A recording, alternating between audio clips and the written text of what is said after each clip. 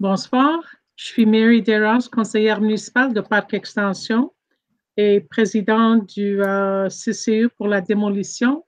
Alors, j'invite les membres du CCU de s'introduire, s'il vous plaît. Bonjour, moi c'est Francis Grimard, membre du CCU. Bonsoir, Karim Gergis, membre du CCU. Bonjour, Sylvia Yefremchouk, membre du CCU.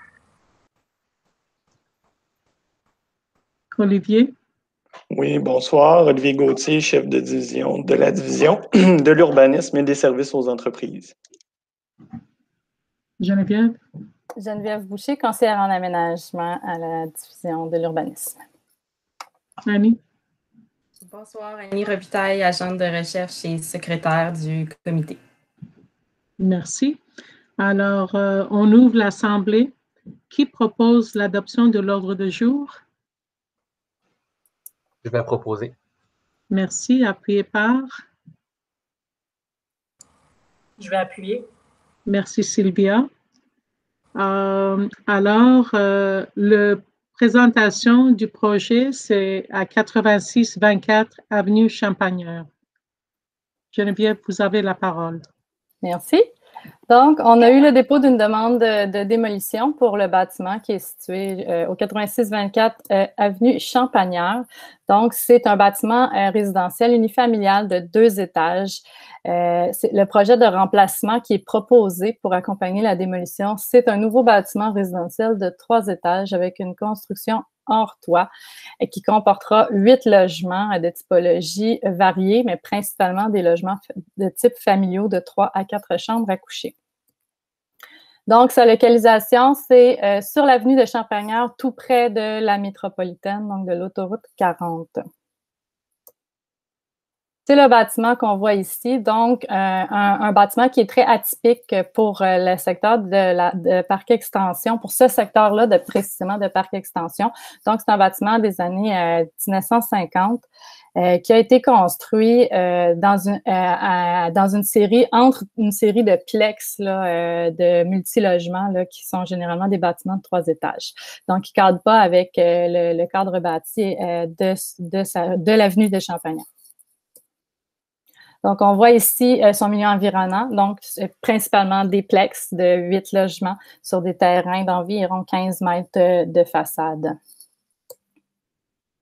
Au niveau de l'état du bâtiment, il y a eu un rapport qui a été déposé pour nous soulever les problématiques qui pourraient être liées tant au niveau de la structure que des rénovations nécessaires. Donc, le bâtiment a été peu entretenu avec le temps. Il y a plusieurs problèmes au niveau structural, des fissures au niveau des murs, des problèmes au niveau de la structure, au niveau des fondations. Donc, il y aurait plusieurs réparations au niveau structural à faire sur le bâtiment pour en garder son intégrité dans le futur. Il y a également des problèmes d'infiltration d'eau assez importantes dans le bâtiment, des problèmes de moisissure, des problèmes au niveau de la plomberie. Donc, l'ensemble de la plomberie a des fuites. Donc, l'ensemble de la plomberie serait à refaire pour rendre le bâtiment habitable et périn. Comme il n'a pas été beaucoup entretenu dans les dernières années, c'est également un bâtiment qui n'est pas d'intérêt patrimonial nécessairement pour l'arrondissement. Donc, il n'y a pas une typologie typique comme les bâtiments de type shoebox. Il ne cadre pas dans son milieu environnement. Puis, il n'y a pas d'éléments architecturaux intéressants. Le bâtiment, la rénovation a été estimée par les spécialistes à plus de 200 000 $ pour rendre le bâtiment habitable. On a également, le bâtiment est pas conforme à la réglementation qui exige que les bâtiments fassent maintenant 3 étages de haut. C'est un minimum et un maximum. Donc, ce sont exclusivement des bâtiments de 3 étages qui sont autorisés. On doit avoir une implantation qui est contiguë, ce qui n'est pas le cas du bâtiment existant qui est isolé. Et on doit avoir un minimum de 2 à 8 logements par bâtiment. Actuellement, on en a un seul. Donc, on a basé la demande de démolition autant sur l'opportunité du développement, donc de permettre de rendre la propriété conforme et plus optimale au cadre bâti existant, que sur la vétusté du bâtiment, donc les problématiques au niveau de sa rénovation. Au niveau du programme de réutilisation du sol dégagé, donc ce qui nous est proposé, c'est ceci, un bâtiment de 3 étages de type Plex, donc similaire aux autres bâtiments qui sont présents dans le milieu d'insertion. Donc, on a un 3 étages avec construction hors toit. À l'intérieur, on va avoir 8 logements, donc un logement d'une chambre à coucher au sous-sol et 3 logements de 3 chambres à coucher et 2 logements de 4 chambres à coucher avec la mezzanine, donc ceux qui sont au 3e étage. On a un taux d'implantation d'environ 55 %, ce qui est conforme à la réglementation qui est actuellement de 60 % maximum. On fournit 4 cases de stationnement pour automobiles, donc ce qui est également requis par la réglementation. Le taux de verdissement du terrain atteint au moins son 20 % de verdissement et il va y avoir la plantation d'au moins un arbre en façade. Donc, au niveau de l'implantation, c'est celle-ci. Donc, il dépasse très légèrement le bâtiment voisin situé au sud, un peu plus celui situé au nord, mais il y a une implantation très, très faible. Donc, on considère que l'implantation qui est proposée là, cadre avec les critères actuels et avec la réglementation là, qui est proposée là, dans la zone. On va avoir les 4 cases de stationnement qui sont aménagées en tandem à l'arrière avec un accès par une porte cochère qui se fait en façade parce que le terrain n'est pas desservi par une ruelle publique. Donc, on a l'obligation de passer par l'avant. Et pour desservir la seconde issue nécessaire au logement, on doit avoir une issue qui va passer de l'arrière vers l'avant. Donc, on a fait le choix, le client fait le choix d'une porte cochère qui permet d'avoir et l'issue de secours et l'accès au stationnement. Ici, on a rapidement les aménagements intérieurs, là où on voit la porte cochère au sous-sol avec le petit logement et ensuite les plus grands logements sur les autres étages. Ici, c'est les logements du 3e étage, donc ce sont les 4 chambres à coucher, donc avec 3 chambres à l'étage puis une chambre supplémentaire dans la construction hors toit. Il y a 2 terrasses par logement à ce niveau-là qui sont proposées, donc une terrasse à l'avant et une terrasse à l'arrière. Au niveau de l'architecture, rapidement, ce qui est proposé, c'est une brique rouge avec des insertions métalliques grises. Également, la construction hors toit est prévue d'être en fini métallique gris, tout comme l'arrière du bâtiment qui est proposé là, d'une couleur uniforme grise. Il y a des balcons pour chacun des logements qui sont proposés. Donc, ce sont les échantillons qui ont été proposés pour le projet de remplacement. On a eu une consultation écrite pour la démolition qui s'est faite du 17 février au 5 mars 2021. Pendant la consultation, nous n'avons aucune question qui a été mise de la part des personnes intéressées et aucune demande n'a été également soumise pour s'opposer formellement à la démolition. La seule question, le seul commentaire que nous avons reçu, c'est que le requérant avait précisé être disponible pour répondre aux questions des membres lors de la séance si nécessaire.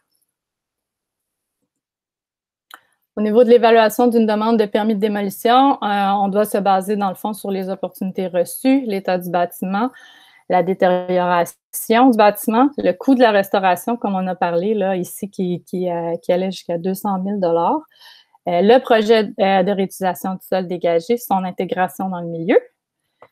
Donc, et les préjudices aux locataires. Dans ce cas-ci, on n'a aucun réel locataire dans le bâtiment vu que c'est un unifamilial. Il est occupé temporairement jusqu'à la fin du mois de mars par quelqu'un, mais le bâtiment sera vacant là, à partir du 31 mars 2021. Au niveau de l'avis de la direction, donc on a émis un avis, nous, favorable à la démolition compte tenu des nombreuses déficiences au bâtiment et des coûts importants de la rénovation. On a également soulevé que le bâtiment actuel était non conforme en tout point à la réglementation prévue dans le secteur et ne cadrait pas dans le milieu d'insertion. Il n'y avait pas de caractéristiques intéressantes à conserver au niveau du bâtiment existant. Et les nouveaux gabarits des bâtiments proposés s'intègrent bien dans le milieu et sont conformes à la réglementation en vigueur.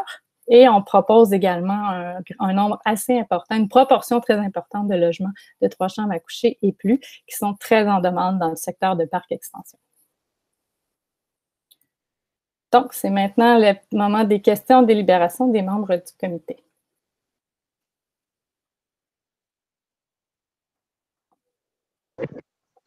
Merci beaucoup, Geneviève. est-ce que les membres de CCU ont des commentaires, des questions sur la démolition? Moi, pour ma part, tout est clair. Je crois que vous avez fait bien le tour pour nous expliquer l'ensemble du projet. Moi, j'ai pas de commentaires, pas de questions. Merci. Karim, Sylvia? Ça va de mon côté aussi. Moi non plus, je n'ai pas de commentaires, je n'ai pas de questions. J'ai plus des questions par rapport à la reconstruction, mais si on revoit le projet, je pense que je pourrais poser ces questions-là à ce moment-là. Alors, donc, est-ce qu'on peut... Immédiatement les questions par rapport à la reconstruction. Okay. Le dossier va passer au CCU pour commentaires et recommandations sur le projet de remplacement. Présentement, nous regardons le dossier de démolition, voyant que c'est un bâtiment où il n'y aura personne qui habitera là. C'est présentement une maison unifamiliale et le bâtiment n'a pas vraiment de valeur patrimoine. Alors, est-ce que quelqu'un peut proposer, s'il vous plaît, ou c'est accepté à l'unanimité pour la démolition? En fait, je crois qu'on propose, puis je vais proposer.